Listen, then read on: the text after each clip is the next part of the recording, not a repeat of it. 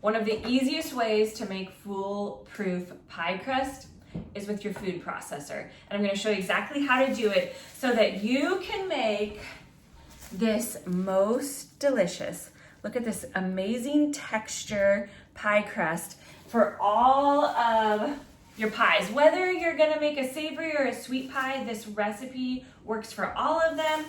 And here's one of the best things is, this is how I prep when I know we're gonna have a lot of people coming or it's the holidays.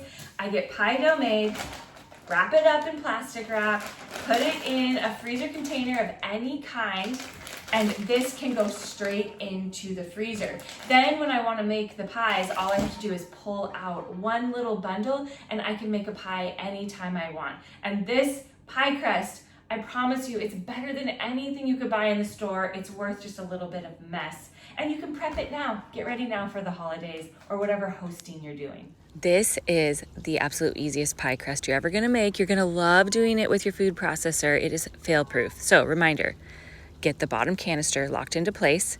Make sure that the blade is all the way down before you start adding in the dry ingredients. You'll be frustrated if you have to dump the dry ingredients out to put the blade back down. So with ours, I just put my finger over that little middle post because I feel like sometimes the flour gets stuck down in there. But we're gonna start by adding the flour. You wanna get your dry ingredients in first, and then we're gonna use that lovely pulse button to mix them up before we add anything else. So here's one thing to remember. Don't forget the salt. Even though it's a really small amount of salt that you put in, when you forget the salt in your pie crust, it is crazy how flavorless it will be. So don't forget the salt and then add in that sugar. Even when we are doing a savory pie, I still add the sugar in because it just gives a little bit more depth to the pie crust. It doesn't make it sweet. It's only 1 tablespoon, and this batch of pie crust is enough to make 2 double crust pies, or 4 single pies, or 4 large galettes, or 25 mini galettes. So all that to say, this is a lot of pie crust. The sugar just gives it a little depth of flavor, so don't omit it. Then you're going to lock your lid on, and we're gonna pulse this. The reason why you wanna pulse it before you put in the butter and the Crisco or the lard is because you don't want the butter or that lard to get stuck to all of the salt, and then all of the salt gets stuck in one spot of your pie crust. So when you pulse it, it allows the flour, salt, sugar to all get combined before we start adding any of the fats to it. Now, I have found that just a small amount of Crisco goes a long way to making the flakiest pie crust. I have yet to try lard, but it's on my list of things to do. Maybe this fall I will get to it.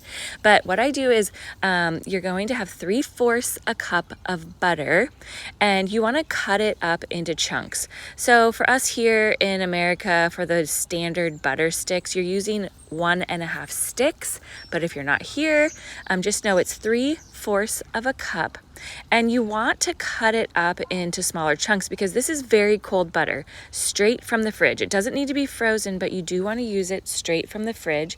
And the reason why you want to cut it up is because we don't want to have to process it for so long. If you put like one whole chunk of butter in there, it would get stuck. It would take a really long time for the food processor to truly get it cut into all of that flour.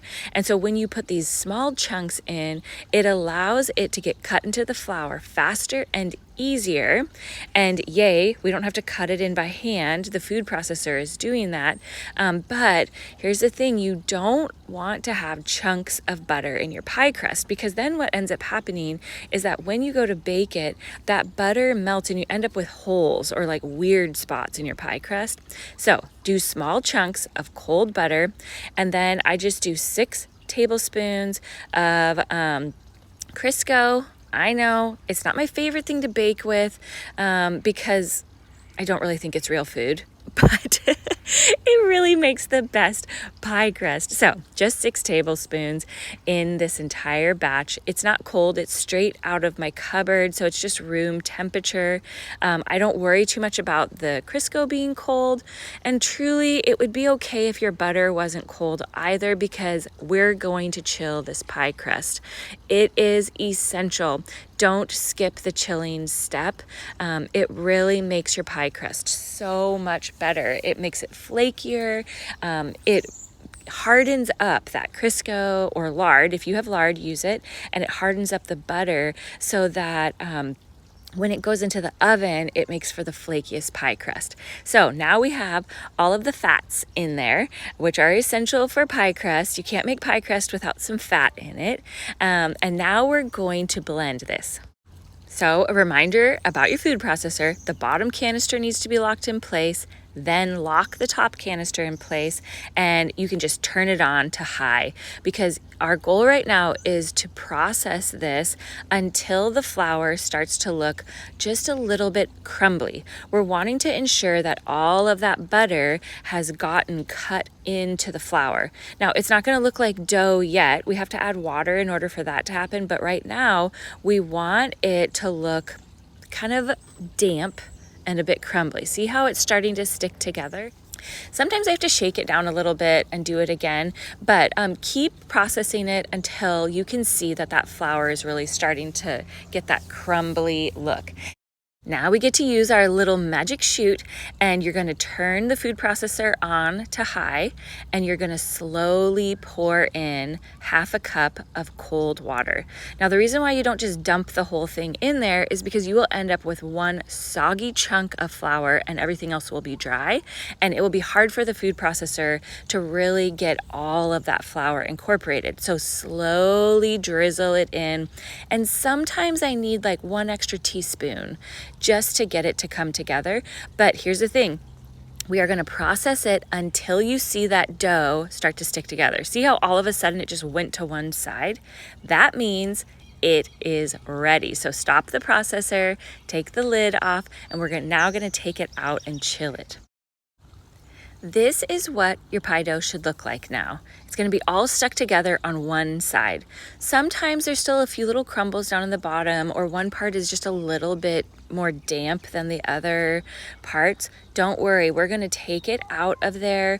We're going to wrap it up in saran wrap or plastic wrap, and it's going to go into the fridge. Or if you think, I'm not going to be able to use all this pie crust right away, you can wrap it up really well and put it in the freezer. Now, here's the thing to remember. That blade down there in the bottom of the food processor is crazy sharp.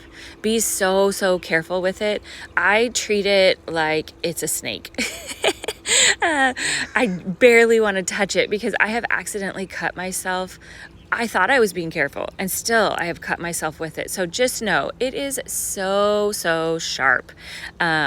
So I like to just very gently, if I have to, I will just very gently wipe the stuff off of it. But truly, be so careful. I don't want you to cut yourself. That makes working in the kitchen not fun. Okay, so here's the thing. When I made this big batch, I knew that I was going to make a slab pie, which uses this entire batch of dough, because you make this big pie in a big baking sheet. So I'm going to wrap this up in one big lump. I don't encourage you to do that unless you know you're going to make a slab pie.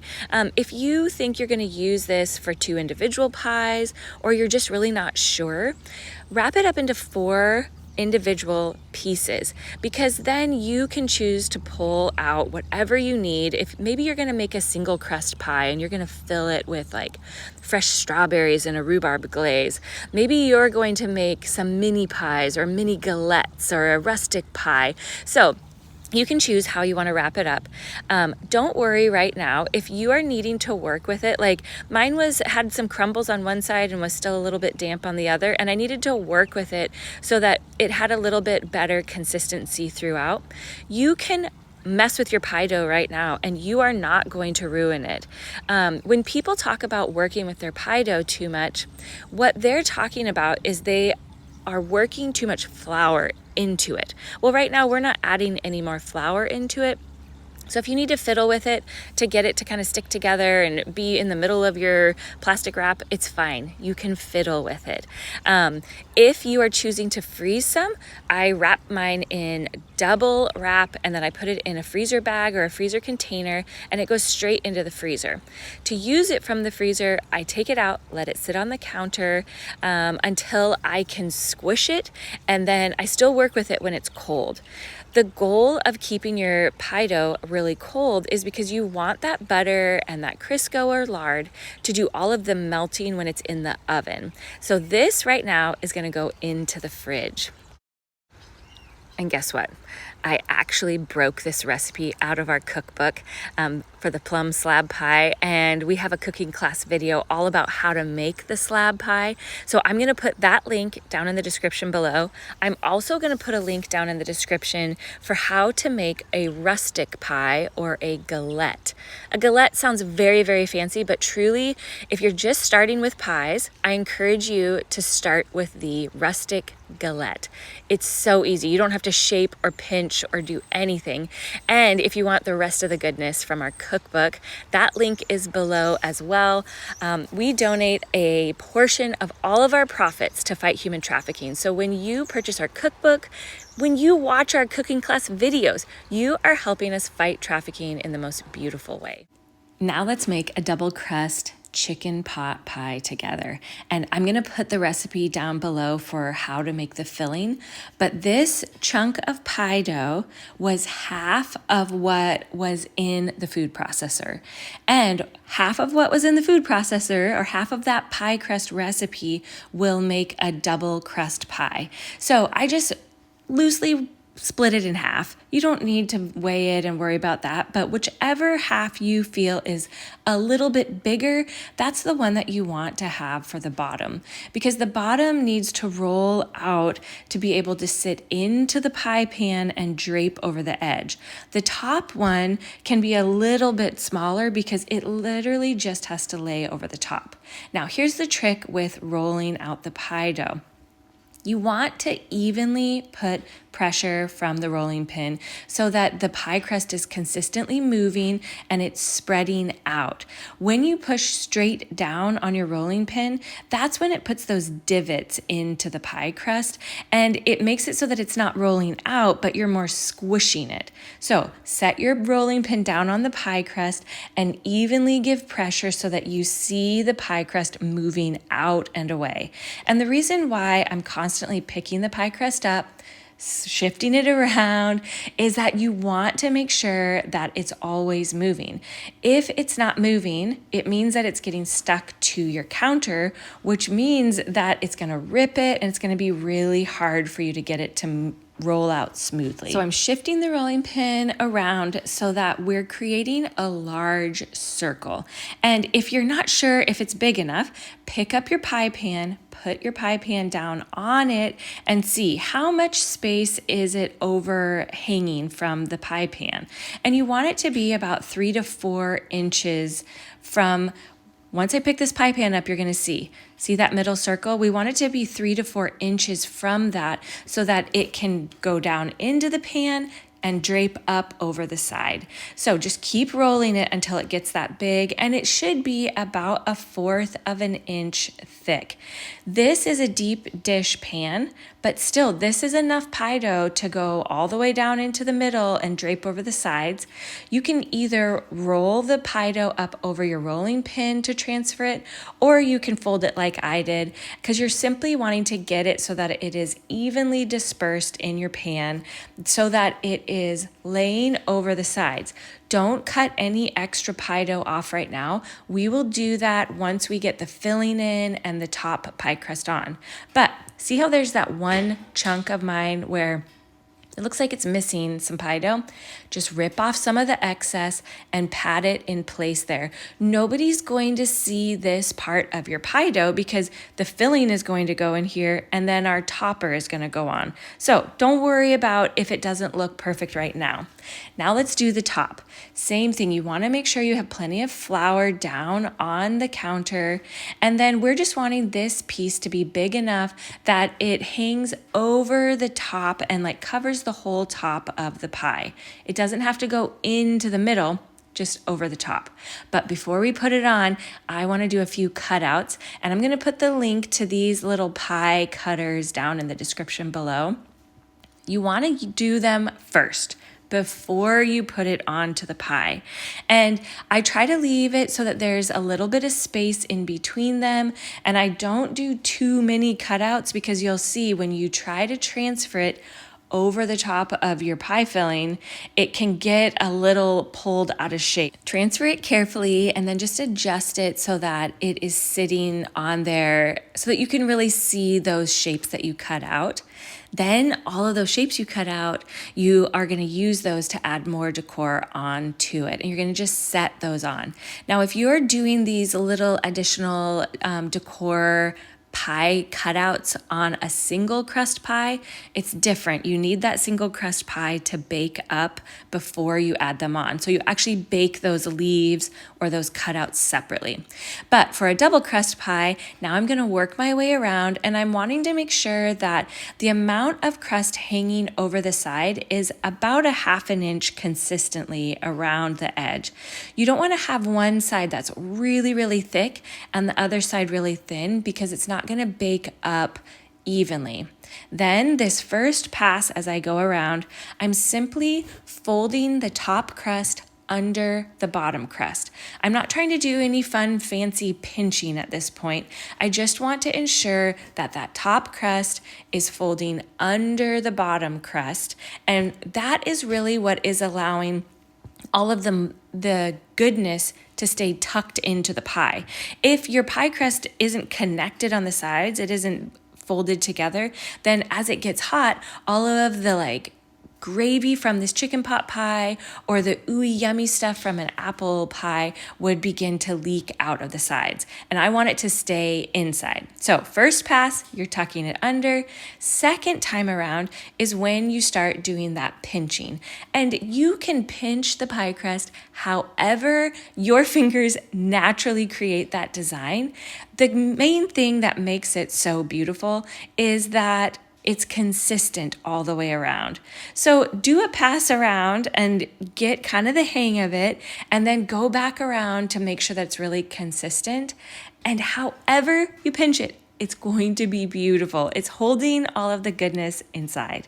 Then the last thing we're going to do before we bake this is we want to make sure that you do a few vent cuttings. Now, if you have done the cutouts, you have venting on there, but these other cuttings just add a little more design.